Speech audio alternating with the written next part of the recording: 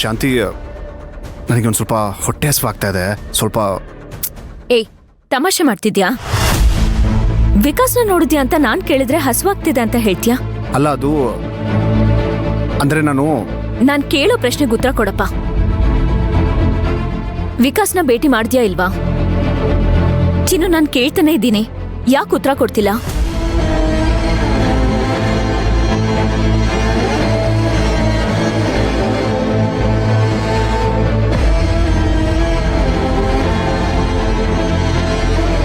ನನ್ನ ಕ್ಷಮಿಸ್ಬಿಡು ಶಾಂತಿ. ಇಷ್ಟು ದಿನ ನಾನು ನಿನ್ನ ಹತ್ರ ಸುಳ್ಳು ಹೇಳ್ತಾ ಇದ್ದೆ. ನಾನು ವಿಕಾಸ್ನ ಭೇಟಿಯಾಗಿ ತುಂಬಾ ದಿನಗಳೇ ಆಯ್ತು. ನನ್ಗೇನು ಹೇಳೇ ಇಲ್ಲ ನೀನು. ಅವನು ಹೇಳಿದ ವಿಷಯನ ನೀನ್ ಕೇಳಿದ್ರೆ ನಿನ್ ಕೈಲಿ ತಡ್ಕೊಳ್ಳೋದಕ್ಕಾಗಲ್ಲ ಶಾಂತಿ. ಅಂತದ್ದೇನು ಹೇಳ್ದ ಅವನು? ಅದೇ, ನಿಮ್ಮ ಯಜಮಾನ್ರಿಗೆ ನೀನಂದ್ರೆ ಇಷ್ಟ ಇಲ್ವಂತೆ.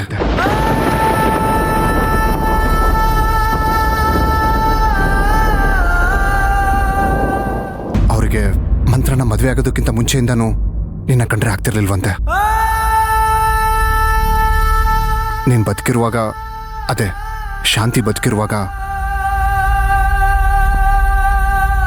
ಮಂತ್ರಗೂ ಮತ್ತೆ ಅವ್ರಿಗೂ ಒಂದು ರೀತಿ ಸಂಬಂಧ.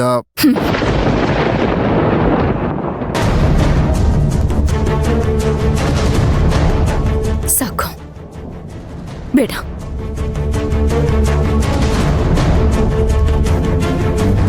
ಮುಂದೆ ಏನು ಹೇಳ್ಬೇಡ ಚಿನ್ನು. ನೋಡ್ತೀಯಾ ಶಾಂತಿ, ಇದಕ್ಕೆ ನಾನು ಹಿಂದೆ ಮುಂದೆ ನೋಡಿತ್ತು ಹೇಳೋ ಬೇಡ್ವೋ ಅಂತ. ಚಿನ್ನು, ನೀನ್ ಹೇಳಿದಕ್ಕೆ ನಂಗೆ ಬೇಜಾರಾಗಿಲ್ಲ ಚಿನ್ನು. ಈ ವಿಷಯ ಎಲ್ಲ ನನಗೆ ಮುಂಚೆನೆ ಗೊತ್ತು.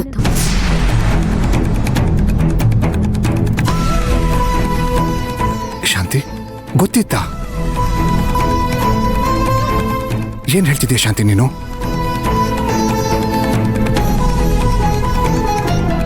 ಹೌದು ಚಿನ್ನು, ಅವತ್ತೊಂದಿನ ರತ್ನಮ್ಮ ನಮ್ಮ ಮನೆಗೆ ಬಂದಿದ್ರು. ಅವ್ರ ಕೈಯಲ್ಲಿ ಡಿವೋರ್ಸ್ ಪೇಪರ್ ಇತ್ತು. ಆ ಡಿವೋರ್ಸ್ ಪೇಪರ್ ನೋಡುವಾಗ ಈ ಸುಶಾಂತ್ ಯಾರು, ಶಾಂತಿ ಯಾರು ಅಂತ ನಾನೇ ಯೋಚನೆ ಮಾಡ್ತಿದ್ದೆ. ಆದ್ರೆ ನೆನಪಾದ್ಮೇಲೆ ಗೊತ್ತಾಯ್ತು, ನಾನು ಸುಶಾಂತ್ನ ಹುಚ್ಚಿ ತರ ಪ್ರೀತಿಸಿದ್ದೀನಿ. ಅವರೇ ಪ್ರಪಂಚ ಅಂತ ನಂಬ್ಕೊಂಡಿದ್ದೆ. ಆದ್ರೆ ಆ ಮನುಷ್ಯ ಮನ್ಸಲ್ಲಿ ಅಷ್ಟೊಂದಿಟ್ಕೊಂಡು ನಮ್ ವೆಡ್ಡಿಂಗ್ ಆನಿವರ್ಸರಿ ದಿನ ನಮ್ಮ ಮನೆ ದೇವ್ರ ದೇವಸ್ಥಾನದಲ್ಲಿ ಹಾರ ಬದಲಾಯಿಸ್ದ, ಹಣೆ ಕುಂಕುಮ ಇಟ್ಟ, ಕೈಯಲ್ಲಿ ಕೈ ಇಟ್ಕೊಂಡು ಸಪ್ತಪದಿ ತುಳ್ದ.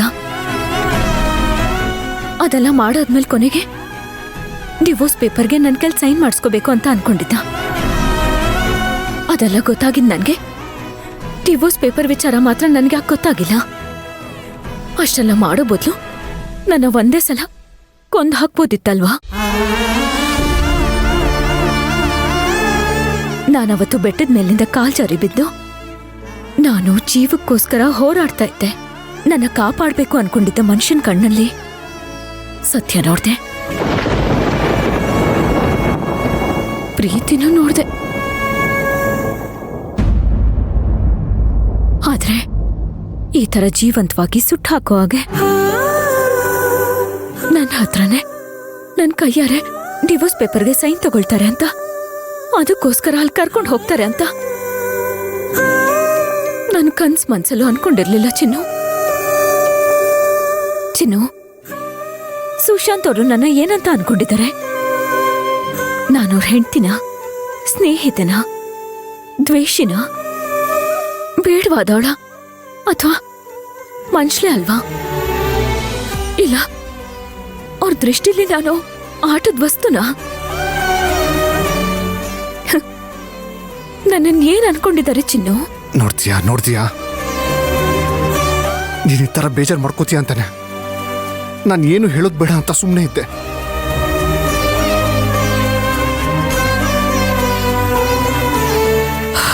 ಇಲ್ಲ ಶಂಕರ,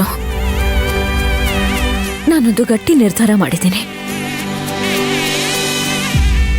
ಇನ್ಮೇಲೆ ನಾನು ವೀರಣ್ಣನ ತಂಗಿಯಾಗಿ,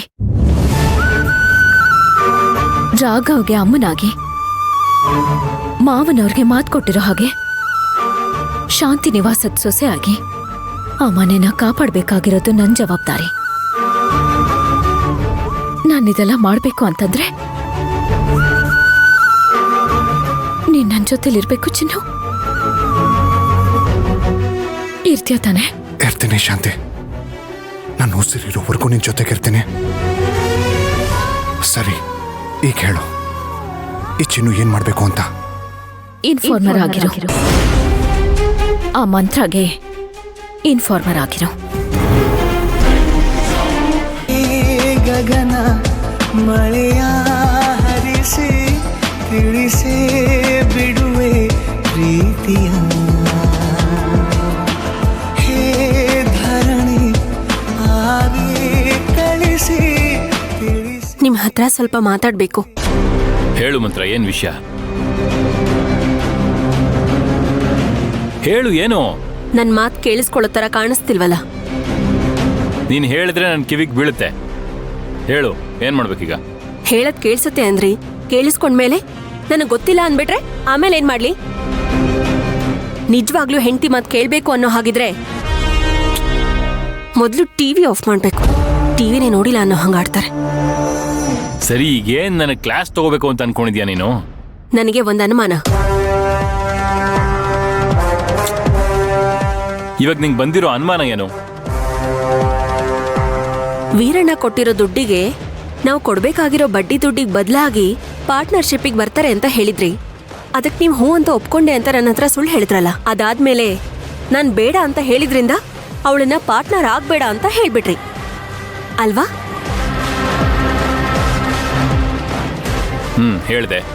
ಈಗೇನ್ ನಿನ್ ಪ್ರಶ್ನೆ ಕೇಳ್ತಿದ್ಯೋ ಅಥವಾ ಉತ್ತರ ಹೇಳ್ತಿದ್ಯೋ?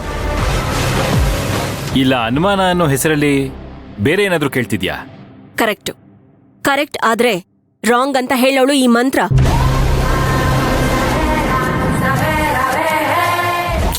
ಮಂತ್ರ ಕರೆಕ್ಟ್ ರಾಂಗೋ? ಏನ್ ಹೇಳ್ತಿದ್ಯೋ ಕರೆಕ್ಟಾಗಿ ಹೇಳು. ಈಗ ಏನ್ ಕೇಳ್ಬೇಕು ಅದನ್ನ ನೇರವಾಗಿ ಕೇಳಿ ಮುಗಿಸು. ಓ, ಸಾಹೇಬ್ರಿಗೆ ನನ್ನ ಹತ್ರ ಮಾತಾಡಕ್ಕೆ ಟೈಮ್ ಇಲ್ವೋ ಅಥವಾ ಮೂಡೇ ಇಲ್ವೋ? ನನ್ ಕರ್ಮ, ನಾನ್ ಮಾತಾಡ್ಲೇಬೇಕಲ್ವಾ? ಮಾತಾಡ್ತೀನಿ. ನಾನ್ ಹೇಳ್ದೆ ಅಂತ ಅರ್ಚನನ್ನ ಪಾರ್ಟ್ನರ್ ಆಗಿ ಬರ್ಬೇಡ ಅಂತ ಹೇಳಿದ್ರಿ. ಅವಳಿಗೆ ದುಡ್ಡು ಹೇಗ್ ಕೊಡ್ತೀರಾ? ಏನ್ರಿ ಅರೇಂಜ್ ಮಾಡಿದೀರಾ? ಅದಕ್ಕೆ ಆಲ್ಟರ್ನೇಟ್ ಏನ್ ಯೋಚನೆ ಮಾಡಿದೀರಾ?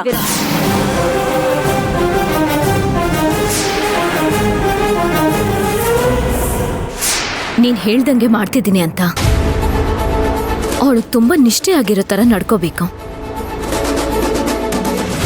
ಅವಳು ನಿನ್ನ ಎಷ್ಟು ಮಟ್ಟಕ್ಕೆ ನಂಬೇಕು ಅಂತಂದ್ರೆ ನೀನ್ ಏನ್ ಹೇಳಿದ್ರು ಅವಳು ಕೇಳೋ ತರ ಇರ್ಬೇಕು. ಅದಕ್ಕೆ ನನಗೆ ಏನ್ ಮಾಡ್ಬೇಕು ಅಂತಾನೆ ಗೊತ್ತಾಗ್ತಿಲ್ಲ ಅಮ್ಮರೆ. ನಾನ್ ನಿನ್ಗೊಂದು ವಿಷಯ ಹೇಳ್ತೀನಿ. ನೀನ್ ನಾಳೆ ಅವಳನ್ನ ಬೆಳಗ್ಗೆ ಮೀಟ್ ಮಾಡಿ ನಾನ್ ಹೇಳಿರೋ ವಿಷಯ ಮಾತ್ರ ಹೇಳು ಸಾಕು. ಏನಂತ ಹೇಳ್ಬೇಕು? ಆ ಮಂತ್ರಗೆ ನಾನು ಅವ್ರ ಕಂಪ್ನಿನಲ್ಲಿ ಸುಶಾಂತ್ ಪಾರ್ಟ್ನರ್ ಆಗಿರೋ ವಿಷಯ ಇಷ್ಟ ಆಗ್ತಿಲ್ಲ. ಈಗ ಅವಳು ಅರ್ಚನಾ ಆಗಿರೋ ನನ್ನ ದ್ವೇಷ ಮಾಡ್ತಿಲ್ಲ, ಶಾಂತಿ ತರ ಕಾಣಿಸ್ತಿರೋ ಆ ಅರ್ಚನಾನ ದ್ವೇಷ ಮಾಡ್ತಿದ್ದಾಳೆ. ನೀನೀಗ ಏನ್ ಮಾಡ್ತೀಯ ಅಂದ್ರೆ, ನಾನೀಗ ಹೇಳ್ತಿರೋ ವಿಷಯ ಅವಳು ಗೊತ್ತಿಲ್ಲ.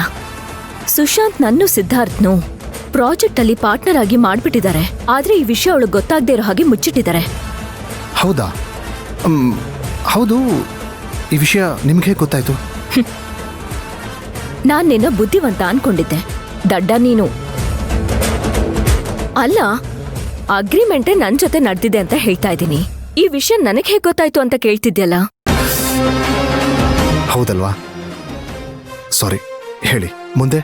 ನಾಳೆ ಬೆಳಿಗ್ಗೆ ಅವಳನ್ನ ಭೇಟಿ ಮಾಡಿದ ತಕ್ಷಣ ಏನ್ ಹೇಳ್ತೀಯ ಅಂದ್ರೆ, ಅರ್ಚನಾ ಸುಶಾಂತ್ ಜೊತೆ ಪಾರ್ಟ್ನರ್ಶಿಪ್ ಮಾಡ್ಕೊಂಡಿಲ್ಲ, ಸಿದ್ಧಾರ್ಥ್ ಜೊತೆ ಪಾರ್ಟ್ನರ್ಶಿಪ್ ಮಾಡ್ಕೊಂಡಿದ್ದಾರೆ ಅಂತ ಹೇಳ್ಬೇಕು.